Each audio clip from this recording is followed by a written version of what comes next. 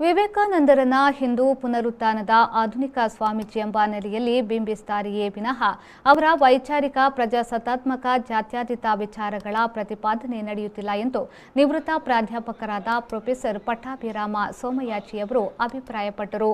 ಸಮಾನ ಮನಸ್ಕ ಸಂಘಟನೆಗಳ ಒಕ್ಕೂಟದ ಆಶ್ರಯದಲ್ಲಿ ವಿವೇಕಾನಂದ ಜಯಂತಿ ಅಂಗವಾಗಿ ನಗರದ ವಿಕಾಸ ಕಚೇರಿಯಲ್ಲಿ ಜರುಗಿದ ವಿವೇಕಾನಂದರ ಚಿಂತನೆಗಳು ಮತ್ತು ಯುವ ಭಾರತ ಎಂಬ ವಿಷಯದ ಬಗ್ಗೆ ವಿಚಾರವನ್ನ ಮಂಡಿಸುತ್ತಾ ಈ ಮಾತುಗಳನ್ನು ಹೇಳಿದರು. ಸ್ವಾಮಿ ವಿವೇಕಾನಂದರ ಮೇಲೆ ಆಧ್ಯಾತ್ಮಿಕ ಚಿಂತನೆಗಳು ರಾಮಕೃಷ್ಣ ಪರಮಹಂಸರಿಂದ ಪ್ರಭಾವಿತವಾಗಿದ್ದರೂ ಹಲವಾರು ಪಾಶ್ಚಾತ್ಯ ಇಂಗ್ಲಿಷ್ ಚಿಂತಕರು ಕೂಡ ಪ್ರಭಾವ ಬೀರಿದ್ದಾರೆ.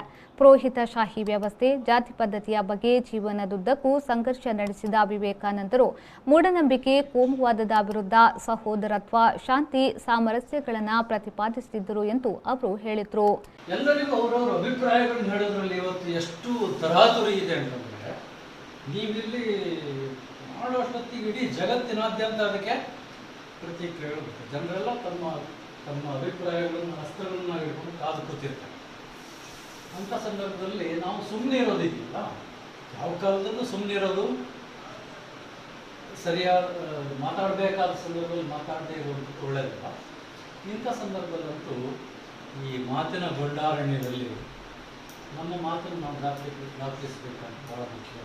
ಆ ಕಾರಣದಿಂದ ನಮ್ಮ ತಿಳುವಳಿಕೆಗೆ ಎಷ್ಟು ಸಿಕ್ಕಿದೆ, ನಮಗೆ ಎಷ್ಟು ಗೊತ್ತಿದೆ, ಅದನ್ನು ಸಂವಾದದ ಸ್ವರೂಪದಲ್ಲಿ, ಚರ್ಚೆಯ ಸ್ವರೂಪದಲ್ಲಿ ಮತ್ತು ಆದಷ್ಟು ಪ್ರಜಾಸತ್ತಾತ್ಮಕವಾಗಿ ಅದನ್ನು ಒಳಗೊಳ್ಳುವ ಹಾಗೆ ಚಿಂತನೆ ಮಾಡುವಂಥದ್ದು ಭಾಳ ಮುಖ್ಯವಾದದ್ದು. ಒಂದನೇ ವಿಷಯ. ಎರಡನೇ ವಿಷಯ, ಇದು ಸ್ವಲ್ಪ ಪಾಸಿಟಿವ್, ಸ್ವಲ್ಪ ತುಂಬ ವಿವೇಕಾನಂದರ ಗುರುಗಳಾಗಿದ್ದಂಥ ಶ್ರೀ ರಾಮಕೃಷ್ಣ ಪರಮಹಂಸ, ನಾನು ಅವರ ಬಹಳ ದೊಡ್ಡ ಅಭಿಮಾನಿ. ನನ್ನ ಕಾಲದಲ್ಲಿ ಅವರೇನಾದ್ರು ಇದ್ದಿದ್ರೆ ಅಥವಾ ಅವ್ರ ಕಾಲದಲ್ಲಿ ನಾನೇನಾದ್ರು ಇದ್ದಿದ್ರೆ ಬಹುಶಃ ನನ್ನ ಕಣ್ಣು ಮುಚ್ಕೊಂಡು ಅವರಿಂದ ಹೋಗ್ತಿದ್ದೆ. ನನಗೆ ಅವ್ರ ಬಗ್ಗೆ ಅಷ್ಟು ಅಭಿಮಾನ. ಹಾಗಂತಂದರೆ ಅವ್ರ ಬಗ್ಗೆ ನಾನು ತಜ್ಞನ ಕೇಳೋದು ಗೊತ್ತಿಲ್ಲ. ಆದರೆ ಓದಲ್ಲದೆ ಇರೋರು ಓದಲೇಬೇಕಾದಂಥ ಒಂದು ವಿಷಯ. ಮಹೇಂದ್ರನಾಥ್ ಗುಪ್ತಾ ಆ ಮನುಷ್ಯ ತನ್ನ ಹೆಸರನ್ನು ಕೂಡ ದಾಖಲಿಸಬಾರದು ಅಂತ ಮ ಅನ್ನೋ ಹೆಸರಿನಲ್ಲಿ ಬರ್ಬೋದು.